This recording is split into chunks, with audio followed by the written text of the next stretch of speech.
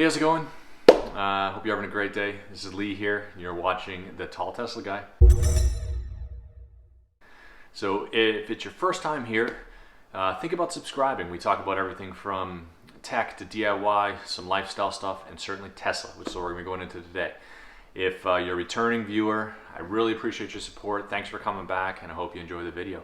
So what we're going to be talking about today is you've decided to buy your Tesla, whatever kind you bought, and you're taking delivery soon, perhaps, and you're thinking to yourself, what else do I need for it? So it is a deviation from a regular car, of course, being that it's electric. So there are a certain couple of things you want to keep in mind and kind of jump into. So what we're going to be going over today are the 5 accessories. There's only 5 that you have to have, and I would say have to have with a little bit of an asterisk, because if one of them is really set up for a dog, but some of the things that you're going to really need to consider before you get your Tesla so you can kind of hit the road running.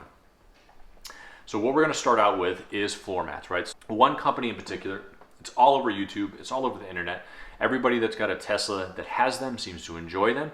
It's from a company called Tesmanian, and they make Tesla specific products. So the advantage here is that these are only made for Tesla, and you can pick the type of Tesla that you have, and then you get the mats that fit it, right? So these are form fitted. You can kind of see here.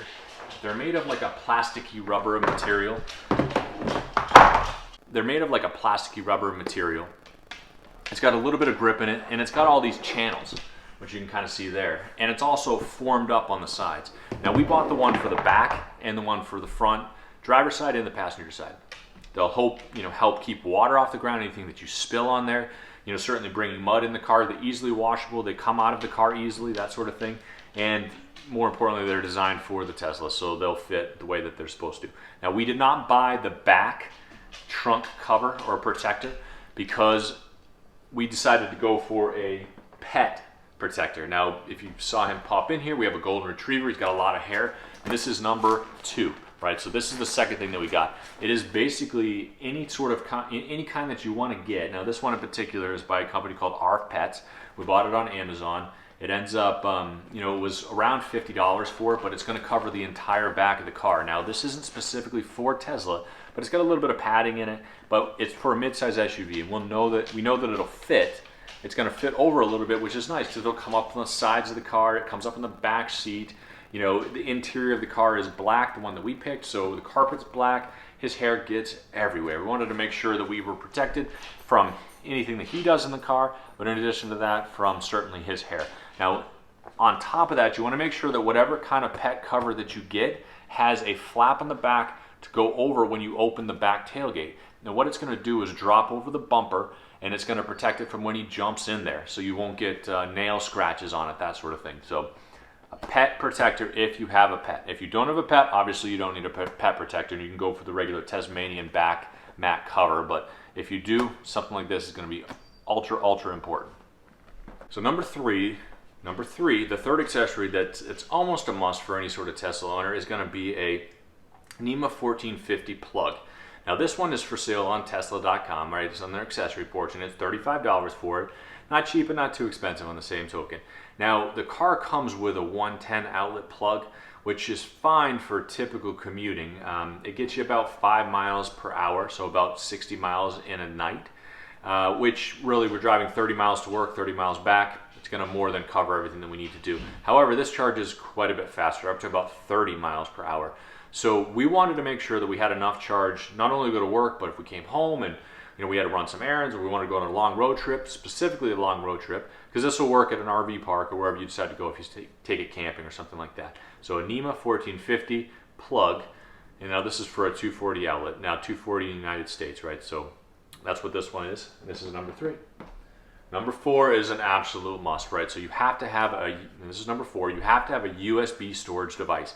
Now you can use a regular USB clip that'll go in the car. I went for a USB drive, and this is from a company called Netac, and this is a 250 gig, and it's a solid state drive. So the challenge with a regular USB drive is that they're not really designed to write data, delete it, constantly write and delete over and over and over again. Well, a solid state drive like this will do that, and it handles it well. So now this one in particular is slimline. I like the way it looked. It matches the interior of our car.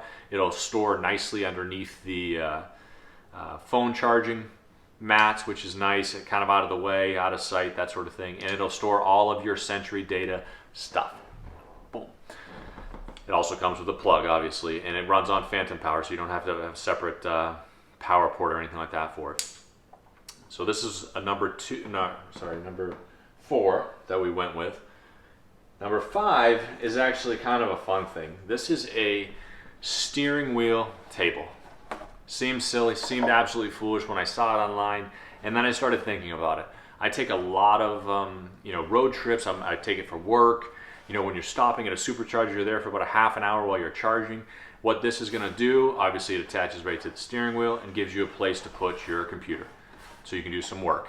It's got a slot in there for it. On the other side of it, it's set up so you can eat with a little kind of tray and a drink holder, that sort of thing. So like I said, seems kind of funny, but steering wheel desk, and it was like 10 bucks. So it was worth it for me, and it'll store in the car. So then this is actually a bonus item, right? So I put this as number 6 on a 5-part series just because if you get a Tesla from this point forward, you don't need these. What these are actually stickers that go on the button that a passenger would use to open the door.